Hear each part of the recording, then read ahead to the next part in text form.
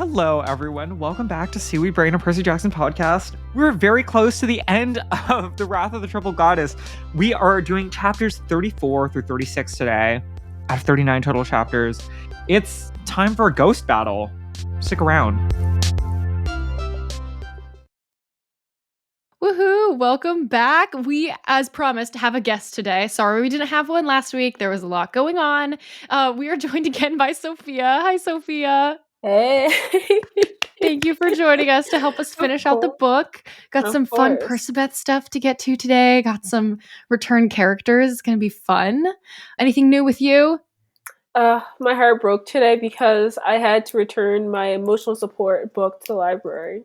Does anyone know what I'm talking about? You have like a book, you never really quite finish it, but its presence is necessary in your life. And I ran out of renewals.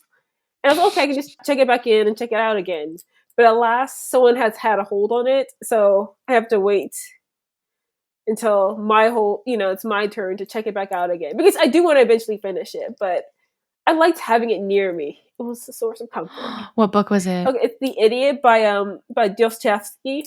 Oh, I thought it was you were going to say Elif Batuman, the other idiot, the one with the pink cover with the rock on it. Never mind. No. Completely different idiot. Russian Sophia, literature. if you want a $9.99 Penguin paperback copy of Dostoevsky's The Idiot, I will buy that for you. Actually, if it will improve the quality of your life.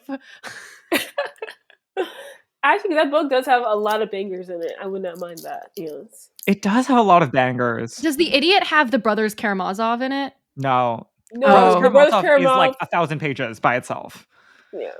But that has the Grand Inquisitor in it. That has the Grand Inquisitor. Got it. Sorry. Yes. It's been a while since junior year of high school. You guys read Russian literature for junior year? We didn't. It wasn't Russian literature in general. We were, shout out to Cheryl Dare, one of the greatest people on the planet whose whole name we're going to say here. Founding father of this podcast. Who taught a class called Ideas in Western Literature that included everything. Like, we read Hamlet, we read The Grand Inquisitor from the Brothers Karamazov by Dostoevsky. A lot of Camus, Aristotle. Wow. We read like a bunch of like random social science journal articles about like the idea of like memes and natural selection of ideas, and then like math not being like internally consistent. We read about simulacrums and panopticons. We did. It was a phenomenal time. Wow. She had the series called the Cave series, where like we read Plato's Allegory of the Cave, and then we read a bunch of pieces from like different academic traditions that were all different instantiations of why we are in the cave, which were about things like, oh, like math doesn't work. One of them was like an article about reflex timing, where they were like, okay, if you aren't like flipping the switch, who is flipping the switch? Is your elbow flipping the switch? Like, what does that mean? That's actually that's actually really crazy now you think about that. We read my favorite play ever in that class, Waiting for Godot. That is still my favorite play ever. Not everybody read that play. That was one of the optional pieces. There was but also, optional reading. She gave us this optional reading list that is like gold. Like, for years you still afterwards. Have that, Carter? Because I would love to go back and read everything I haven't read yet. I know like Catch-22 was on that list, and I never read that book. Catch-22 was on there. There was like Herman Hesse. It was like a whole bunch of plays. There was like Invisible Cities, the like Calvino play was on there. That was like sick. Anyway, a great time. Cheryl Dare. That was how we were all exposed to the Grand Inquisitor. We also read the Stanford Prison Experiment. Yes, we did. We read multiple of those like big like social science experiments. Like we did Stanford Prison. We did Switches. Yale, torturing people. Oh, I think I know what you're talking about. We all know which one I'm talking about, right? Where like they're fake switches connected to a person. Yeah. And there's a man in the white lab coat saying, please continue with the experiment. And you keep increasing the voltage. Yeah, what was that and, called? Like, the people being conducted, where the experiment is being conducted on them, like think that they've killed the person. Like he stops responding after a while, after screaming, my heart. The Milgram shock experiment. Yeah. Stanley Milgram, right? Yeah. Yes. Very controversial.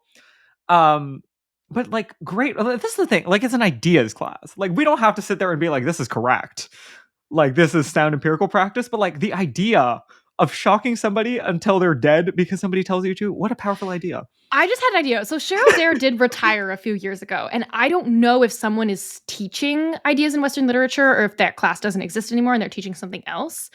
But if they aren't teaching ideas in Western literature anymore, maybe we could get permission from Cheryl Dare to use her reading list for the class and do like a whole Patreon series where we just go through all of the IWL do texts, ideas in Western literature. Oh my like god, 10 years later. Wow, that should be a really good thing for you guys to do. That's something strong. Wow. I would love to do that.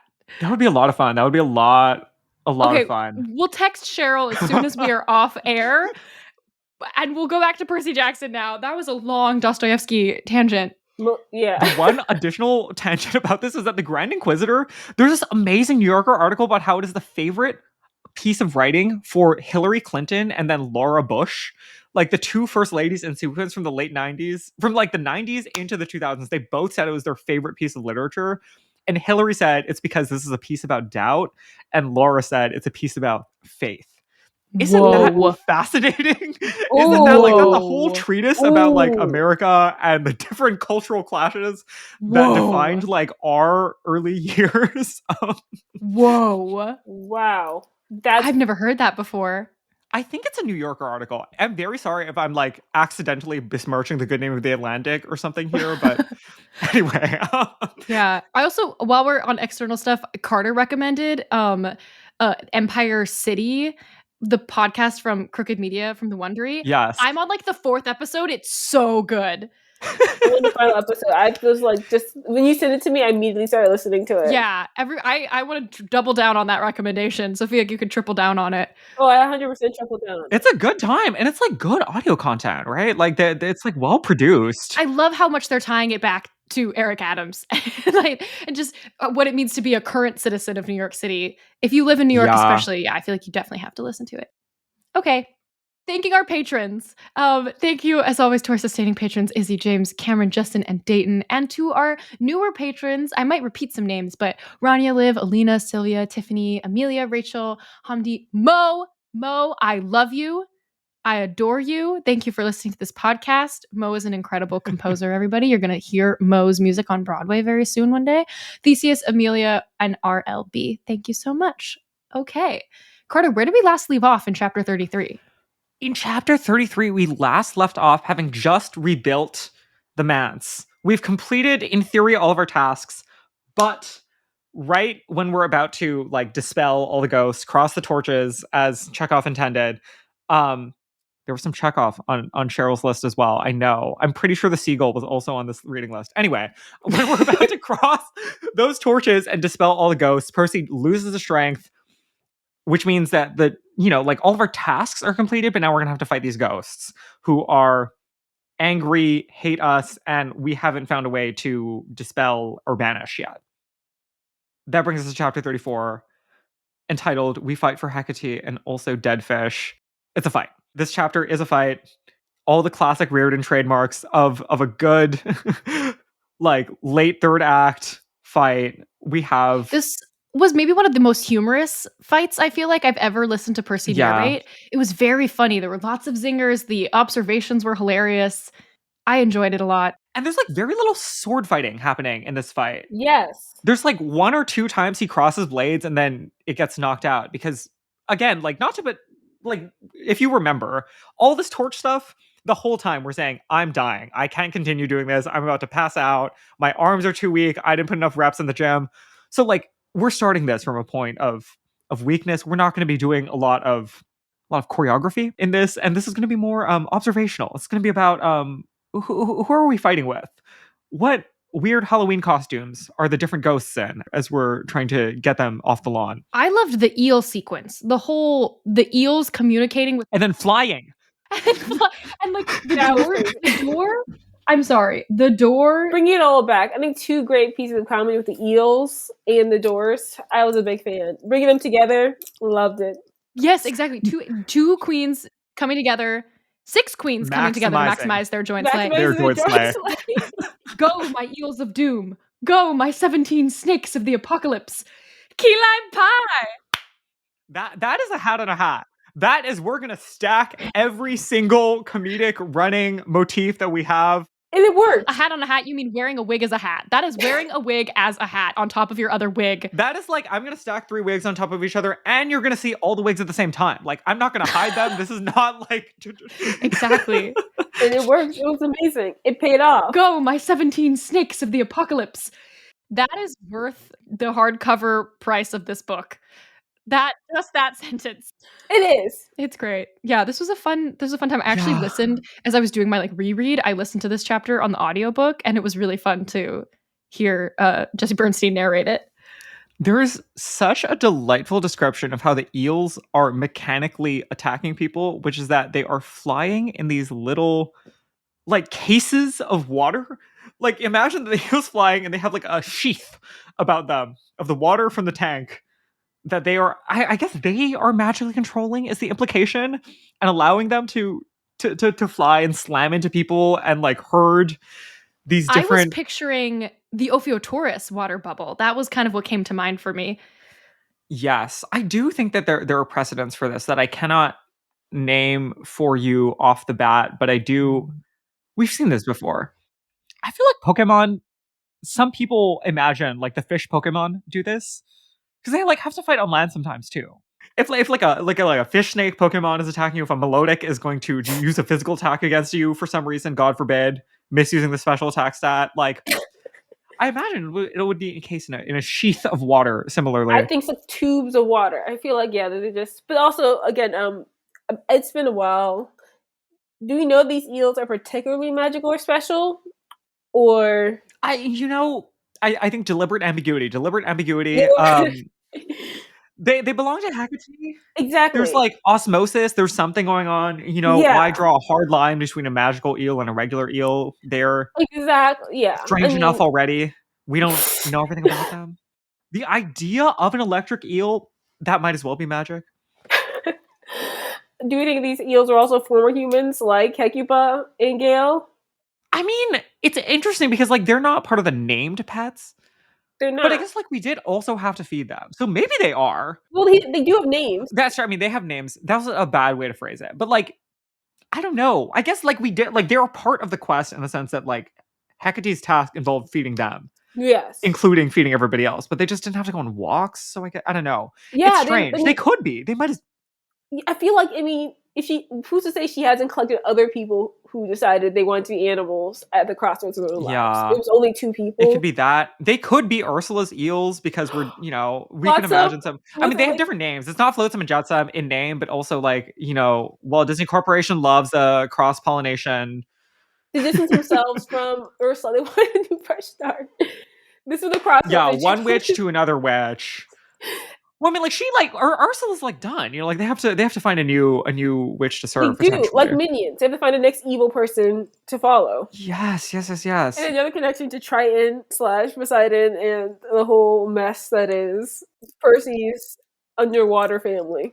We also get a little sidebar about the Ghostbusters theme song, which I think is, this is not, to my knowledge, like Walt Disney Corporation IP right now. It's not. So it's probably not Walt Disney. No, I don't think it is. But I guess it can reference Ghostbusters. Sony. It's Sony, and Sony has licensing deals. Sony, that's what it is. Sony, Columbia, but then they have like theme park licensing deals with Universal, I think. Because like Spider-Man stuff is also a part of... Anyway, Ghostbusters mentioned...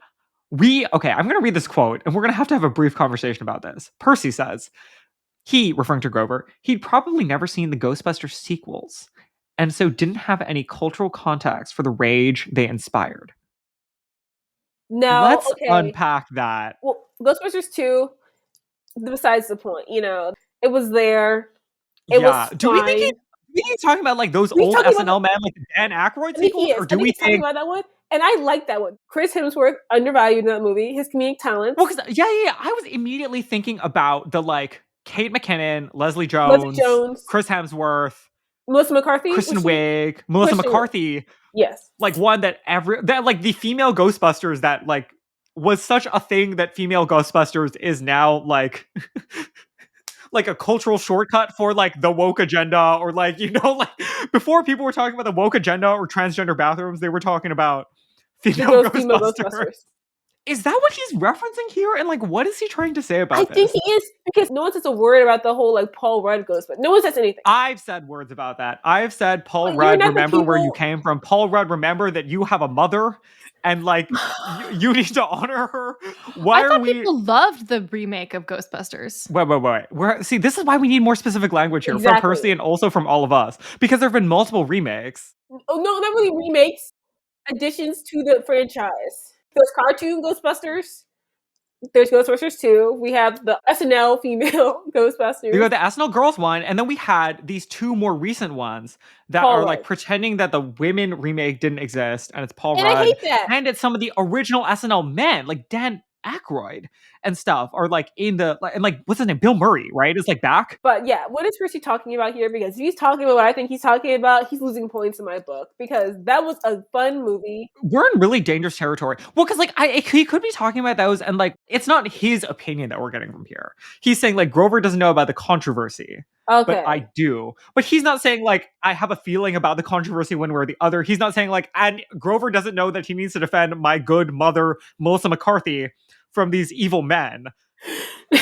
When I Google Ghostbusters remake, what comes up is the 2016 female Ghostbusters. Exactly. That's the only one. That's like they made commercially successful ones afterwards with Paul Rudd, but like they haven't had any cultural impact because they are the like bland version of the remake where it's like we're doing basically the same thing, and they've had multiple. Ghostbusters Afterlife. Ghostbusters Frozen Empire. Yeah, Frozen Empire was more recent. I think Finn Wolfhard is in these also. Yes. He is. He's in them, which is, I guess, play onto like how Stranger Things season 2 they dressed up as Ghostbusters. Bill Murray is in these as well, and Dan Aykroyd. And Bill Murray, I will never forgive you for what you did to Lucy Liu. Just know that I have your tea.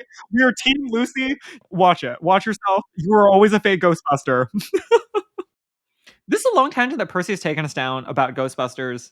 Percy, I just want you to know, Percy, that 2016 Ghostbusters was good. 2016 Ghostbusters was good, and that cast is infallible. Leslie Jones, Melissa McCarthy, Kate McKinnon, all of these people are like perfect comedic performers. Like, how could you speak? Anyway, Ghostbusters was the first movie to really cast Chris Hemsworth in a comedic role and recognize his comedic talent. And that's like kind of his whole bag now. He's really funny. He is so funny. That's true. That was 1 year before Thor Ragnarok. Exactly. This was before Thor Ragnarok. This was the movie that did it first. And I'm like, I feel like I was like, Chris Hemsworth's so funny. And I was like, what? It's like, you didn't see Ghostbusters because he's hilarious. He needs to be more comedies because he has great comedic timing. Yeah. Percy, you need to tighten up your language, and you need to watch yourselves when you're speaking about our collective mothers. Melissa McCarthy is like true, like that woman is untouchable. And if you were to ever suggest otherwise about her pedigree, you would need to watch it. There was the Little Mermaid movie. Okay, it wasn't her fault. It wasn't her fault. Let's focus on that part. It wasn't her fault. Melissa McCarthy is one of the greatest physical comedy geniuses of a generation, and they had her in a CG, her body isn't doing anything situation. I said, I don't think so. That's not correct at all. But Ghostbusters, Percy, watch it. Is I think where I'm landing on this. Anyway, showbiz tangent done. We're back to Stuyvesant. We're back to Pete, that cranky old man. They're calling him Policeman Pete sometimes in this, not to like to really remind you what side he's on of history. Officer Stuyvesant. I'm gonna read a couple of quotes. He says, "'Twas a mistake to summon me. On this night of all nights, witchcraft and devilry." Devilry is spelled Devilry. "Thinking you could control us with my mother's torches. She is the queen of abominations. Her servants must all burn." I don't like it. It's like finding out your mom had a previous marriage and then acting like she's a harlot or something. You know what I mean? Oh my God. Do you remember when in high school we all had to read The Sound and the Fury by William Faulkner? Yes. And how I would have loved to go to your high school, first of all. These reading lists. You would have been in our friend group, Sophia. Hands down. I feel like I would have, because I'm taking mental notes. I'm like, this is insane literature in high school. Anyway, continue. The way that we talked about this book was basically like the prose, beautiful, amazing prose, but basically the interpretive lens we had was that every single one of these boys was just obsessed with the fact that their sister had sex. and that it like ruined her relationship to the rest of them forever, in different ways. Yeah, my high school we read As I Lay Dying, a different Faulkner. That's similar too, because wasn't Addie? They hated Addie because she had sex and she actually had ideas, if I'm not mistaken. Yeah, very similar. Also to Catcher in the Rye. Like, your sister will grow up. You need to get over it. Yeah. That was what I got from all of those books as a kid. I was like, men are scary. Woof. That's what I got. That is the right takeaway. You know, I at the time I was kind of a Catcher in the Rye defender. I had that book taught to me by somebody who was really like woo woo hippy dippy, but like in a positive way of being like, you know, this boy's going through a hard time.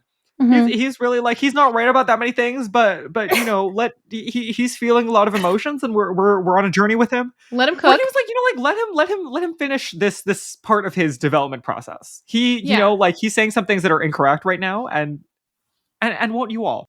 But also, aren't we more so like Franny and Zooey defenders? Like, isn't that the great J.D. Salinger text of all time? Franny and Zooey, another text on the IWL optional reading list. There we go. I knew I read it for some reason. About gifted children.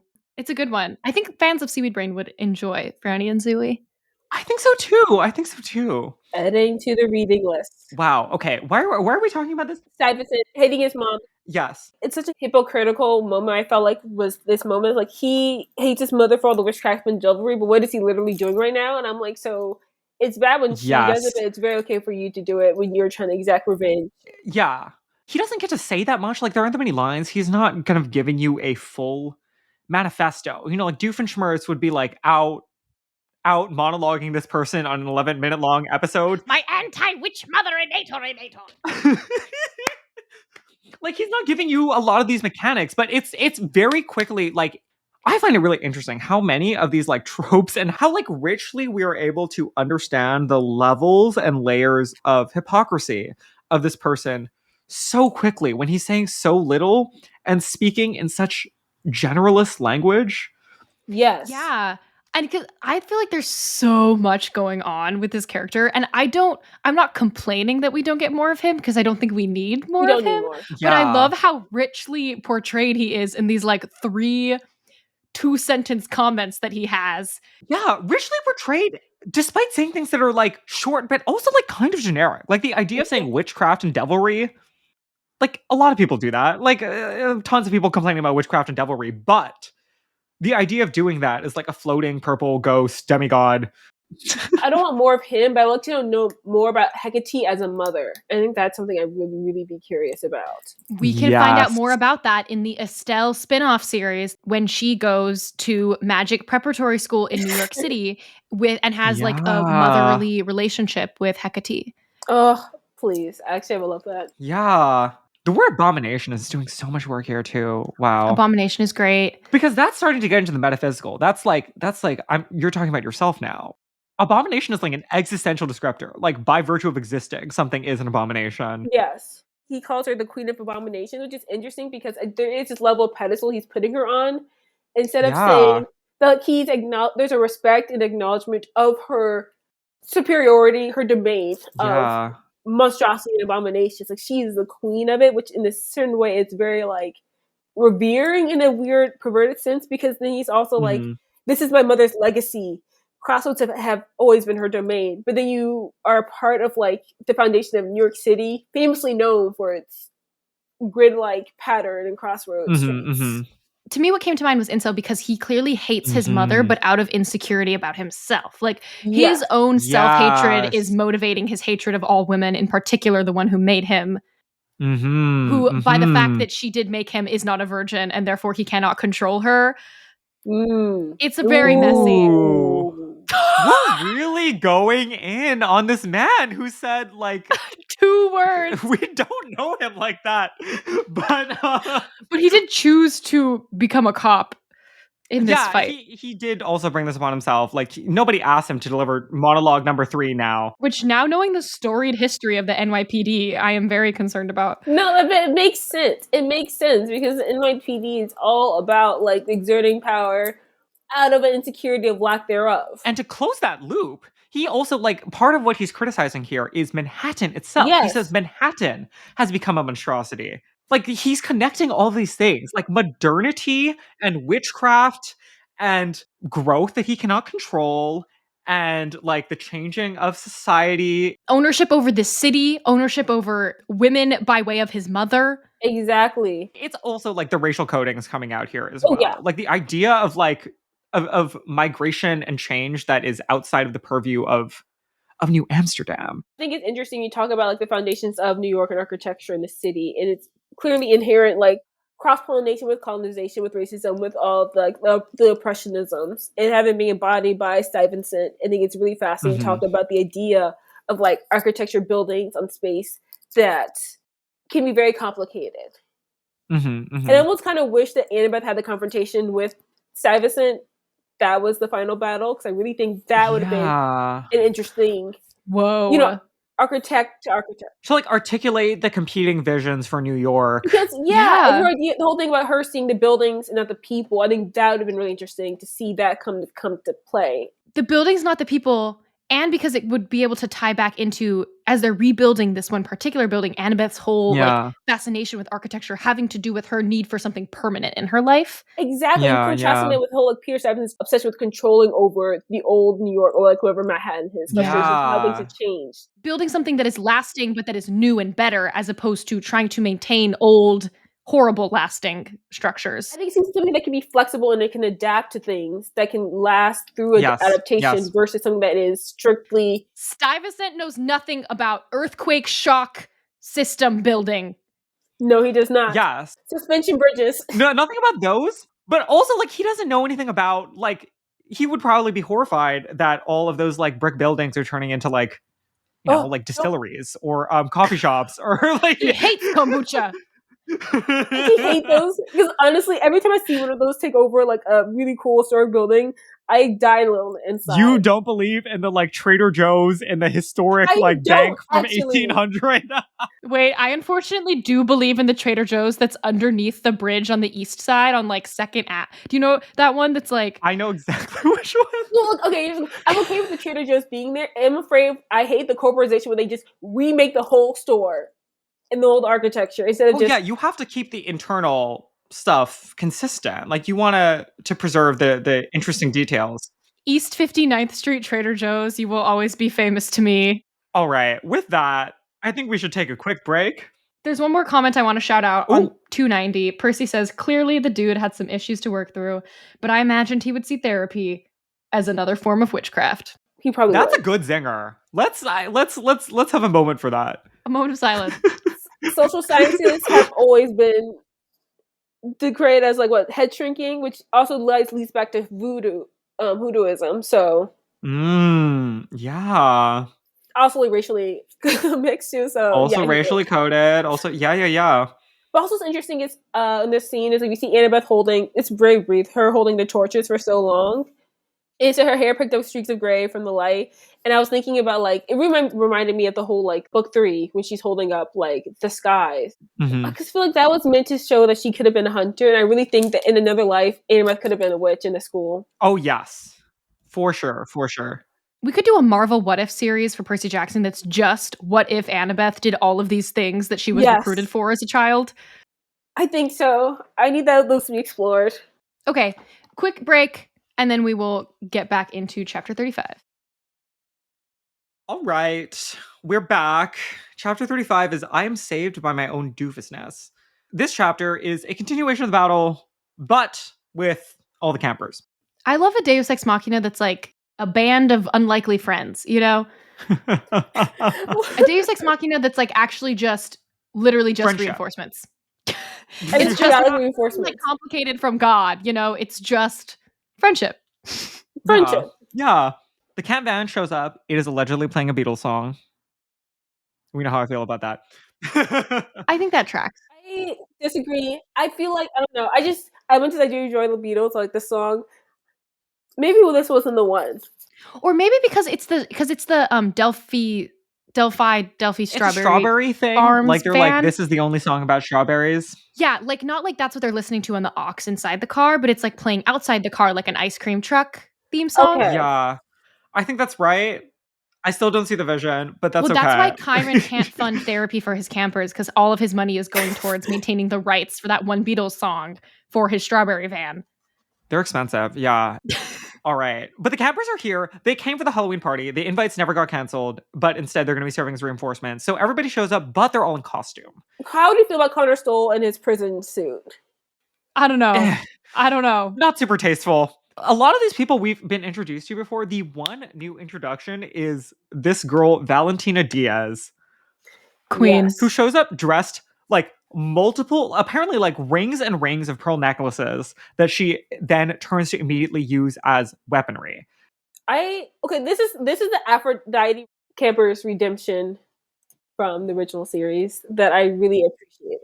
I think it's so interesting that we keep coming back to this well of, I feel like implicitly being like, there's I think an undercurrent of like, I don't feel like I totally got it right last time. We need to keep showing you that there are like different ways to be a child of Aphrodite, because people are like still feeling like this is restrictive or not fully imagined, that there's more multiplicity, and that implicitly like in all of that there's some level of like there's more ways to be a girl and to like to engage femininity. And I agree, because I mean, also supposed using the pearls, which again, of course, Aphrodite, but like as this ultimate symbol of femininity, but using them truly like as I'm imagining in my head, and it's like lasso type / whip / like they say garrote, like she's garroting them or garroting them. I love it. It's like, it's very of the times, I think, to be like, okay, we're going to introduce a character who is like hyper femme presenting, but is a combatant down. Like, this is not somebody who's like a useful supporter. This is someone who will like Sato. fight people, get up in their faces, direct one-on-one combat. Like, the most prominent example that's coming to mind for me is this like Demon Slayer character whose whole thing I know exactly is what you're talking she about. uses the ribbons. That's her. Oh my gosh. Yes. It's like the exact same idea of like, we're gonna make this person like pink, bubbly, like hyper girl, hyper femme, but is gonna like beat people up. But she's physically so stronger than everyone else. Yes. I feel like this is one of those areas where we're gonna continue to watch Rick. I look forward to seeing him ride all of these different waves of people being like, okay, this is an important new idea about a form of femininity that we haven't seen enough. Let's lean in. Let's depict it. And I think that's right. Yeah. It is right, because I feel like the other end of the spectrum, I feel like when they talk about girls or women in like action movies, I think the first Lara Croft with Angelina Jolie is an example of this, is how like she's very like tomboyish coded until she reaches romance, and then she becomes more feminized. And there's just always this dichotomy of either like they're super like masculine or like tomboyish masculine coded, or they're sweet nurses that are like supportive roles. And I feel like there's always a weird in between where she has to be like, oh, I'm a girl, but I'm not that kind of girl. And there's never this combination where they can be both things. I do feel like this is all true and this is good, and that the next wave that I'm already seeing bubble up and through complaints in response to this new Ascendant version is going to be somebody who is like hyper feminine presenting, you know, likes pink and bows and all of that, but like muscular and like will not use like a ribbon or a necklace, will just like punch you, and like has bigger muscles than everybody else. Alona Mayer. Yes, literally, yes. Girlhood as like not a physique, but as a like an aesthetic, as like a set of like clothing and trapping and preferences about accessories. Girlhood as just a color. It doesn't have to be anything more than that. Like you can look any sort of way and love pink. Exactly. You can punch any kind of way and love a bow. Or that it's going to be about like an orientation. It's like girlhood is going to be like caring about certain things that are historically demonized without like not caring about the other things, or having to find a different way to do the like masculine things. Like somebody who would just like go into battle, punch you in the face, but also be like, I care about like poetry or whatever. You know what I mean? I love that. Well, there's so much emphasis on the masculine, which is my issue. There's always this idea where there's always has to be wrestled with the masculine element. And of course it exists, and we can't, it's always hard to like resist that, but it has to be a way where it's the spectrum where we're on doesn't include the fact that everything is relative to masculinity in relation to existing. there's always going to be some level of circularity until we get to a point of like, I feel like there's simultaneously the circularity, but also like I think the point that we're probably going to reach is one where femininity continues to become more and more capacious and powerful so such as to encompass all actions, behaviors, and preferences. Exactly. Exactly. Or that it's both at the same time, I think is what we're kind of saying about this new ascendant version of the proverbial Aphrodite daughter / just like the cultural idea of hyperfemininity, that she is both at the same time. She is like hypermasculine and hyperfeminine at the same time. Yeah. Oh, another example of this, Fumiko from The Boys, I think is what they've done is interesting. Yeah. I love that character. And I love that they took the note of she doesn't speak, and they've really like actually done like made a character like they made develop towards her communication. Yeah. Because that could have been so bad. Like when that character was first introduced, I was like, "Oh, I know, gripping the table, like ooh. I was like, for sure. But we've been here before. He sees moments where she wants to look pretty, and also her makeup game over the seasons are like amazing. But her prettiness also wants to be a girl. She's powerful, combative, and she has this girlish streak. And they're not in conflict with each other. That is not the conflict of her story. Yeah. It's not based on her feminine expression. Yeah. That was a good call out. Struggles with communication, but not in a way that in a way that has allowed me to slightly lessen my grip on the table throughout the seasons. Valid, yes. Of course. Yes. Anyway, Valentina's great. And in the next chapter, Percy says on page 301, "Who are you supposed to be anyway? She looked at me like I was from Mars. Coco Chanel, obviously. Scariest problematic fashion icon ever. Boo." That line is such a winner. Oh, that's amazing. That is a perfect line. That I'm dressing up as Coco Chanel because she's scary. So it's also like this is the version of the child of Aphrodite who's like an FIT freshman in New York City. Yes. Yeah, I strongly see the vision for her. Mm-hmm. And to be named Valentina, perfect. Argus also shows up, and I don't know if this has been said on this podcast before. I don't know. We've been doing this for a long time. Queening out. Yeah, Argus is gay, right? I thought so too. I think that was Argus is dressed for Halloween as Amelia Earhart, by which we mean that he has lots of vintage fashion pieces, like vintage women's fashion pieces, but also is shirtless. Congratulations to him. Friend of Elphaba. A little more discussion from Stuyvesant about the crossroads, and then this very interesting line from Stuyvesant: "I cannot allow her to stay in my city." Ooh. Mom, this is my room. Get out. Yeah. Very insecure. Also, I'm wondering, did Hecate move to New York to be closer to her son? Ooh. Wouldn't she have predated him in New York, don't we think? Well, I don't know. It depends, because remember the gods move with like the flames of civilization. So yeah, Europe it depends. Was in the center. She would have been in like Europe. She wasn't actually born in the Netherlands. Yeah. That was a particularly insecure line, I think, for him to say. And then at first, when Clovis walks up and he says, "It's okay, cousin. It's a big city now. It belongs to all of us. You've done your part. Now you deserve a rest. Bring it in." At first, I was like, Clovis, calm down. You're being a little too empathetic. But now, if I read it like it's very sarcastic, I think it's kind of iconic for him to be like, okay. Okay, Grandpa. It's like, okay, Grandpa. Yeah, let's get you to bed, Grandpa. Like, it's Thanksgiving, you've had 2 glasses of wine, and the racist stuff is starting to come out again. So let's get you to bed. I think it could be that. I mean, like, I don't know. I think to defend the Clovis for being sincere, I think having complicated feelings about your godly parent as a demigod is very common. When he calls him cousin, I think he's relating to the fact that he is a demigod, so he probably had a very complicated relationship with his mother. And he never got to have Kim Half-Blood to really explore that or to, like, process that experience. We don't know Clovis well enough to know how genuine he's being here. I feel like this is definitely...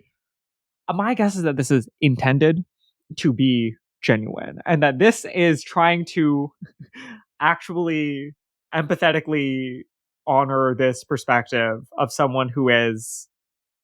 like kind of nasty, and saying things that we could not condone.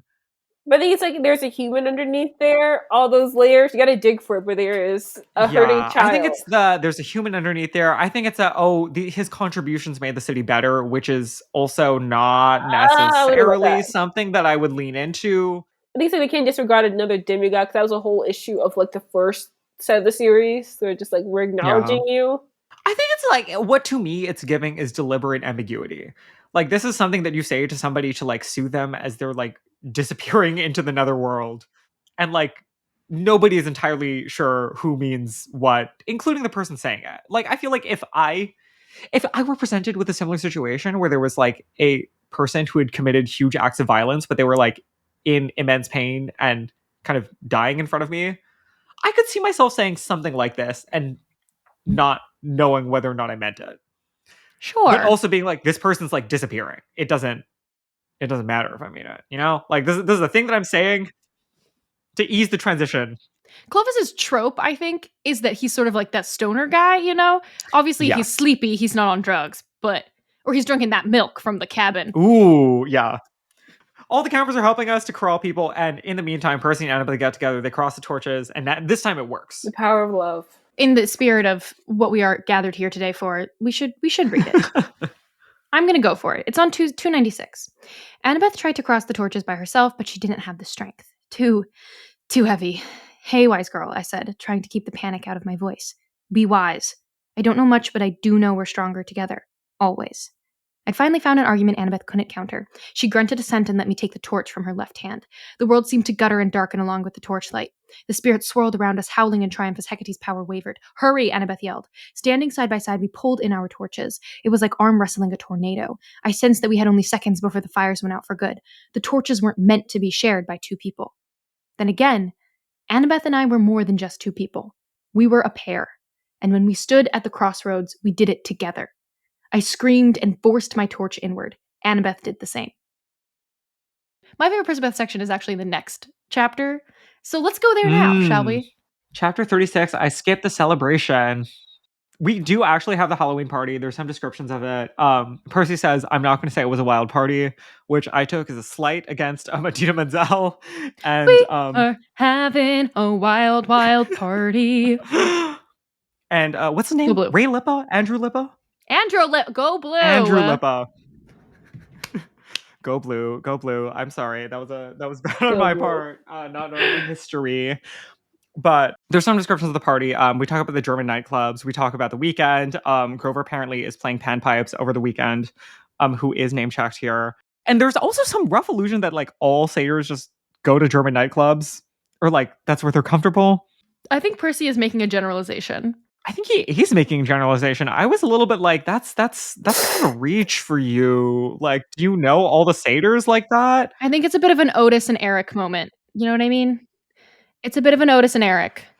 He doesn't really know what's going on. Of an Otis and Eric. That's okay. Yeah. Can we coin that? That exercise is left to the reader, but I think we all, okay. The beauty of this chapter, though, is that there's this party going on. Actually, no, sorry. Let's finish the music references before we get there. Oh, yeah. Rick also makes a specific call out to Texas Hold'em, even though this book was published in 2024. I found this fascinating. Like, he was like, I'm going to intervene midway through the copy editing process, and we're going to change up that song reference. So you know it's present. It's current. We're going to have a Cowboy Carter reference on there. I respect that. The beauty of this chapter, though, is that as this party is going on, Percy and Annabeth are having a special moment and a vulnerable reflection conversation together. Do we all remember the end of High School Musical 2, where we've successfully destroyed the talent show together at the country club as a group of large friends who are all here working together, and none of us are singling ourselves out as part of the country club membership? Like, everybody's like playing in the sprinklers, except we have to have Troy and Gabriella set off to the side, like they're, like the grandparents of everybody, watching them play. And they have to have their little reflective moment on the side by themselves. Yes. Keep all coming back. That's the song, right? Every day. Mm-hmm. Nothing will get me more than an a cappella final chorus with a clap. That song it is genuinely a phenomenal song. Great reference. This is like the most intimate scene that you could possibly draw. Yeah. That there's like a large party happening, and you are off in the corner with one other person.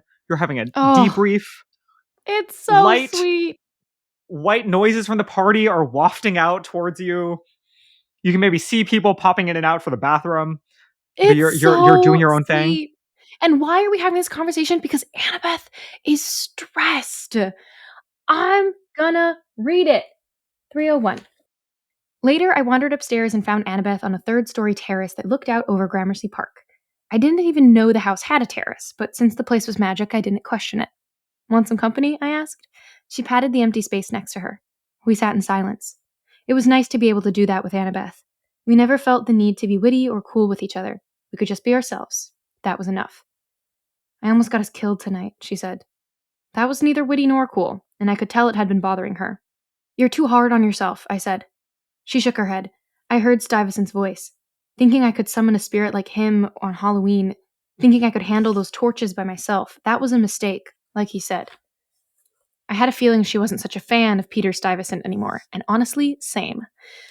It worked out, I said. The house got fixed. Yes, but she shuddered. My fatal flaw got in the way again. If I'd lost you because of my own pride... I took her hand. Her fingers were cold. You're not getting rid of me that easy. We've all got our fatal flaws, right? If yours is hummus... She laughed weakly. Hubris. That's what I said. I am fine with it. It balances out my flaw of being too modest about my incredible dance moves. Nice try. Besides, I gotta believe we're a good team because we make each other's fatal flaws into slightly less fatal flaws, like maybe even fatal strengths. She squeezed my hand. That doesn't even make sense, seaweed brain, but I appreciate the thought. So you're saying I shouldn't feel guilty? None of us should. Grover's fatal flaw is apparently strawberry milkshakes, right? But sometimes life gives you strawberry milkshakes. Then you gotta count on your friends to look out for you. We're a team. How many times have you propped me up? I've lost count. Exactly.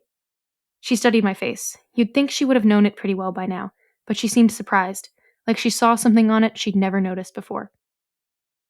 His emotional intelligence is always there to really help Annabeth bring out of her own insecurity, especially with herself and her as a leader, because she's so hard on herself as a leader. I love how we were talking last week about how quickly it seemed Annabeth was able to ask for help and how they maybe are growing out of their fatal flaws as they get older. But I like what Percy says, that they make a good team because they switch each other's fatal flaws into strengths. Because if Annabeth's issue is asking for help, but Percy's ability is to always give help, then that becomes her strength. Because he is the one person she can always rely on. Then it becomes a strength for her to be able to ask him for help. Her pride never becomes fatal because Percy helps supports her, I don't say ambitions, but acting as a support because of that. It makes things attainable and safer. And vice versa, that Percy is so concerned about, like Percy's would protect himself for his friends, but Annabeth is independent. And so in a way, she can give him that peace of mind to allow him to not be as worried about that. That she's been taking care of herself. That's very sweet. Yeah, it's sweet, but I'm also really glad this happened because if if this weren't here, it's not just that it's cute, but that there would have been, I think, a hollowness around some of the decisions made and some of the personal evolution. Yes. I think that it would have felt a little too linear or a little too clean without this moment of reflection, concern, vulnerability. I agree. This and permitting, I think that her actions, her ideas could have gotten everyone killed. I think it's important to have that debrief because that's genuinely terrifying. But I also think this line she says about hearing Stuyvesant's voice, I really wish we could have had the Annabeth Stuyvesant confrontation, especially when she says this.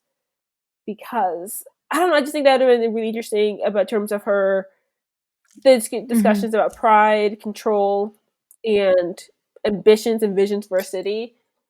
And that could have really strengthened this last scene too, because she thinks, what if I am too much like Stuyvesant? Because of this, I don't know, I think that would have really just heightened the scene even more. Because we don't get to see this conversation he has with her in her head. And I really think that I would have loved to have experienced that from her perspective. Yeah, I wouldn't have been mad if this book was alternating POVs in first-person narration between Percy and Annabeth. I think I would love a first-person Annabeth narration, please. I would like to see that. Can you imagine? I feel like that's the 17 Snakes of the Apocalypse. When we get that, we're nearing the end of the universe because How much goodness could be left? All right. And then there's a little bit left because Annabeth can tell Percy is cooking something up. She's intuitive. She knows that he's thinking of some kind of proposal for Hecate. So we're going to find that out in the last 3 chapters. Yay! Wow, that's wild. Next episode is going to be the last one for this book. It is nuts how much has happened in the very end of this book, but it's also like, it's so economical. The writing is very, very, very tight. smart. Yeah, tight. I think it sticks to the important beats. Because it makes the humor better too, because we're able to get in and get out very quickly. We're not lingering. Absolutely. All right. Any final thoughts before we close out here? Question about Valentina's pearls. Are those regular pearls or are those specially made Hephaestus type pearls or pearls from her mother? I need to know more about the armory for Aphrodite cabin. Personally, I was picturing like costume plastic jewelry. Yeah, well, that's what's confusing because like the pearls, it sounds like they're for the Coco Chanel costume because like Chanel pearls, but yeah, but like they could be, specially. Maybe it's like generally like a shape-shifting necklace. Or like it shapeshifts for her outfit. That'd be really cool. Shapeshifts for her outfit and for battle. A little Aphrodite shape-shifting magic gift for her daughter. Or its ability to turn jewelry into weapons. That's what I was kind of thinking, that she had like thrifted these pearls on the Lower East Side for her Halloween costume, knowing she was going to go as Coco Chanel. But when she found out they were going into battle, she was able to do some kind of like charm speak-esque magic to make them sturdier and give them magical weaponry. To kill zombies and monsters, like some celestial bronze type enchantment thing. Yeah. I would like to see more of this going forward in the Aphrodite cabin in their combat skills. Rick? I mean, because if we get that magic school book, there will be children of Aphrodite at that magic school. That brings us to the end of our episode today. Thank you, Sophia, for joining us. Thank you for having me. Tell the people the verbal link to your Substack, but we'll also have it in our show notes. Analysis paralysis, and I'm actually being to write the next installment, which is about Percabeth, so keep an eye on that. We'll do a special episode where it's just me reading Sophia's Substack out loud. We will see y'all next time to finish The Wrath of the Triple Goddess. Bye, everyone. Bye, y'all.